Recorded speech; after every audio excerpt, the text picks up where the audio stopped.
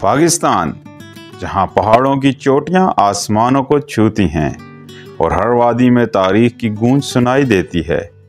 یہاں کے پتھروں میں بہادروں کے قصے دفن ہیں اور برفانی چادروں کے نیچے خوابوں کی دھڑکنیں۔ آج ہم ایک ایسے ہیرو کی داستان سنائیں گے جو پتھروں سے نکل کر ستاروں تک پہنچا، جو اپنے خون پسینے سے پاکستان کا نام روشن کر گیا۔ محمد علی صدپارہ، پہاڑوں کا شہزادہ، ہماری آنکھوں کا تارا۔ فروری 1976، گلگت بلتستان کے ایک دور افتادہ گاؤں صدپارہ میں ایک غریب گھرانے کے آنگن میں ایک بچے کی پہلی آواز گونجی۔ والد کے احسان، ماں گھر کی رانی، زندگی کے نام پر صرف پہاڑوں کی سخت چٹانیں، برفانی طوفان اور سردی کی کانپتی راتیں۔ لیکن اس بچے کی آنکھوں میں وہ چمک تھی جو صرف خواب دیکھنے والوں کے حصے میں آتی ہے۔ غربت نے اسے اسکول چھوڑنے پر مجبور کیا، مگر اس کا سبق تھا پہاڑوں کی زبان سیکھو۔ 10 سال کی عمر سے ہی وہ سیاحوں کا سامان اٹھانے لگا۔ ہر قدم پر اس نے پہاڑوں کے راز سیکھے، کہاں برف پھسلتی ہے، کہاں ہوا چلتی ہے، کہاں زندگی پنپتی ہے۔ محنت کی دیوی نے اسے اپنا چہیتا بنا لیا۔ 1990 کی دہائی جب علی نے پورٹر کے طور پر اپنے کیریئر کا آغاز کیا تو اسے احساس ہوا یہ صرف سامان اٹھانے کا کام نہیں بلکہ اپنے خوابوں کو اونچا اٹھانے کا موقع ہے۔ 2006 میں نانگا پربت کی کامیابی نے اسے پہچان دی۔ 2011 تک وہ براڈ پیک، گاشنبرم اور مناسلو جیسی چوٹیوں کو سر کر چکا تھا، لیکن اس کا اصل امتحان تو باقی تھا۔ K2 جسے ساواں پہاڑ کہتے ہیں، دنیا کی دوسری بلند ترین چوٹی، مگر موت کے لحاظ سے سب سے بے رحم۔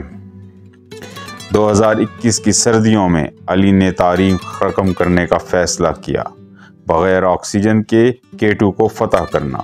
اس کے ساتھ تھے آئس لینڈ کے جان سنوری اور چلی کے پابلو موہر۔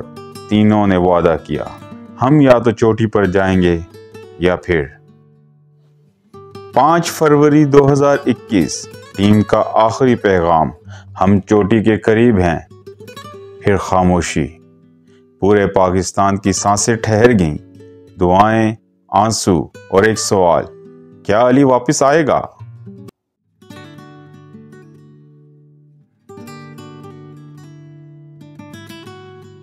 علی تو چلا گیا، مگر اس کا خون اس کے بیٹے ساجد کی رگوں میں دوڑتا رہا۔ 24 سالہ ساجد، جو خود ایک کوپہما ہے، نے 2022 میں K2 پہ واپسی کی۔ 7 دن کی کھوج، آخر کار وہ مقام ملا جہاں علی ہمیشہ کے لیے سو گیا تھا۔ ساجد نے والد کو پاکستانی پرچم میں لپیٹا۔ یہ لمحہ نہ صرف ایک بیٹے کی محبت تھا بلکہ پوری قوم کا احترام تھا۔ علی صدپارہ اب صرف ایک نام نہیں، ایک تحریک ہے۔ گلگت کے اسکولوں میں بچے اس کے کارنامے پڑھتے ہیں۔ صدپارہ فاؤنڈیشن غریب بچوں کو کوپہمائی سکھاتی ہے۔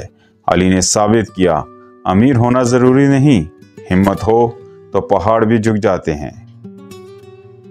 علی صدپارہ، تمہاری داستان ہمیں بتاتی ہے کہ ہمت کی چٹان کوئی نہیں توڑ سکتا۔ تم نے نہ صرف پہاڑ فتح کیے بلکہ ہمارے دلوں کی بلندیاں بھی چھو لیں۔ آج ہر پاکستانی کی آنکھوں میں تمہارا خواب زندہ ہے۔ چڑھتے رہو، جیتتے رہو، روشنی بنتے رہو۔